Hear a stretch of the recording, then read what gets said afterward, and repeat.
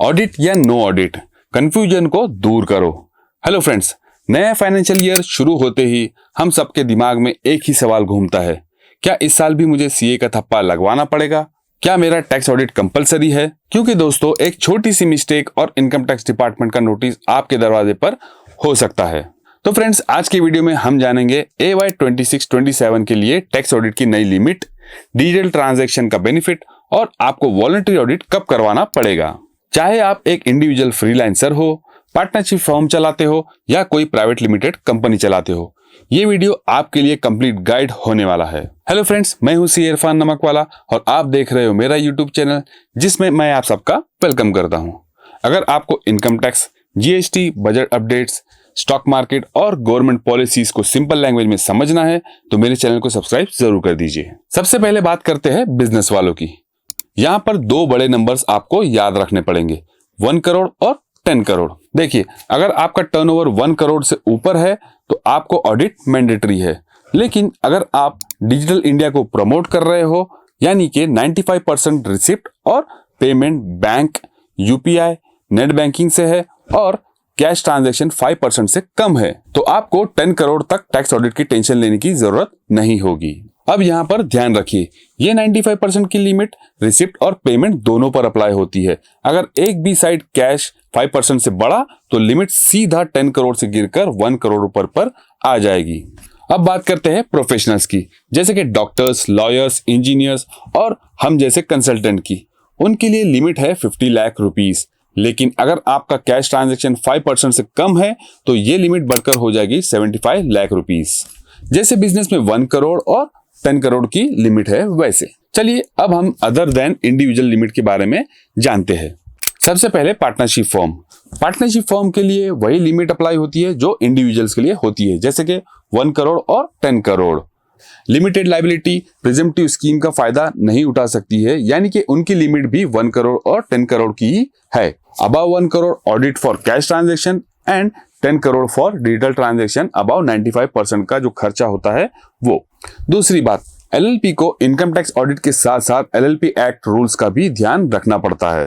Next है private limited company. Private limited companies के लिए तो डबल काम है, इन्हें स्टैट्यूटरी ऑडिट तो हर साल करवाना ही है इररिस्पेक्टिव ऑफ टर्नओवर, और अगर इनका टर्नओवर 1 करोड़ या 10 करोड़ क्रॉस होता है तो टैक्स ऑडिट भी उन्हें अलग से करवाना कंपलसरी होगा। ट्रस्ट और सोसाइटी की बात करें तो अगर इनका एक्सपेंसेस निकालने से पहले की इनकम बेसिक एग्जम्पशन लिमिट से ऊपर है तो इन्हें भी ऑडिट करवाना कंपलसरी होगा। मतलब इनकी जो इनकम है वो अगर 4 लाख से ज्यादा है तो इन्हें भी ऑडिट करवाना जरूरी होगा।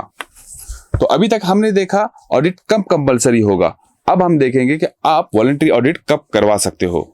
तो सबसे इंपॉर्टेंट सवाल, सर मेरा टर्नओवर तो लिमिट से कम है, क्या फिर भी मैं ऑडिट करवा सकता हूं? तो जवाब है बिल्कुल हाँ। इसे कहते हैं वॉलंटरी ऑडिट। सीधी भाषा में अगर आपका सेल्स बिलो प्रिस्क्राइब्ड लिमिट है, जैसे कि 1 करोड़, तो वॉलंटरी ऑडिट करवाना होगा। अगर आपका net profit below 6% for digital transaction और 8% for other than digital transaction हो तो। देखिए, अगर आप 6% या 8% प्रॉफिट दिखाकर सुकून की नींद सोना चाहते हो तो नॉर्मल केस में 2 करोड़ की लिमिट होगी और डिजिटल ट्रांजैक्शन के केस में 3 करोड़ तक की टैक्स ऑडिट की जरूरत नहीं पड़ेगी आपको। लेकिन ट्विस्ट यहां पर आता है, अगर आप कहते हो कि नहीं मेरा प्रॉफिट तो 6% से भी कम है और आपकी टोटल इनकम अगर बेसिक एग्जम्पशन लिमिट से ज्यादा है तो बॉस ऑडिट आपको करवाना ही पड़ेगा, जिसे कहते हैं वॉलंटरी ऑडिट। मतलब खुद से ऑडिट करवाना। आपका टर्नओवर ज्यादा नहीं है फिर भी आप उसे ऑडिट करवाना चाहते हो तो आप करवा सकते हो। लास्ट में इसके आपको 3 बड़े फायदे होंगे। अगर आप बड़ा लोन या CC लिमिट अप्लाई कर रहे हो तो ऑडिटेड बैलेंस शीट आपकी फाइल को बहुत मजबूत कर देगा। सेकंड, गवर्नमेंट टेंडर्स में अक्सर ऑडिटेड डाटा मांगा जाता है जो कि टेंडर मिलने में काफी हेल्प करता है। और थर्ड, अगर आप स्टार्टअप है और इन्वेस्टर्स ढूंढ रहे हैं तो ऑडिट रिपोर्ट ट्रस्ट को बिल्ड करती है। मतलब जो स्टार्टअप होती है उनके पास अगर ऑडिट रिपोर्ट होती है तो वो उन्हें नए इन्वेस्टर्स ढूंढने में काफी हेल्प करता है। तो फ्रेंड्स, कंक्लूजन ये है कि असेसमेंट ईयर 2026-27 के लिए डिजिटल ट्रांजैक्शन पर फोकस करिए ताकि आप बड़ी लिमिट का फायदा उठा सके। याद रखिए, टैक्स ऑडिट की लास्ट डेट 38 सितंबर 2026 है, तो आखिरी दिन का इंतजार मत करिए। उम्मीद है कि ये क्लियर कट वीडियो आपको पसंद आया होगा और अगर आपको कोई भी डाउट है तो नीचे कमेंट सेक्शन में पूछिए। मैं कोशिश करूंगा कि आपके हर सवाल का जवाब दे सकूं। और वीडियो पसंद आती है तो वीडियो को लाइक कीजिए, शेयर कीजिए और चैनल को सब्सक्राइब करना मत भूलना।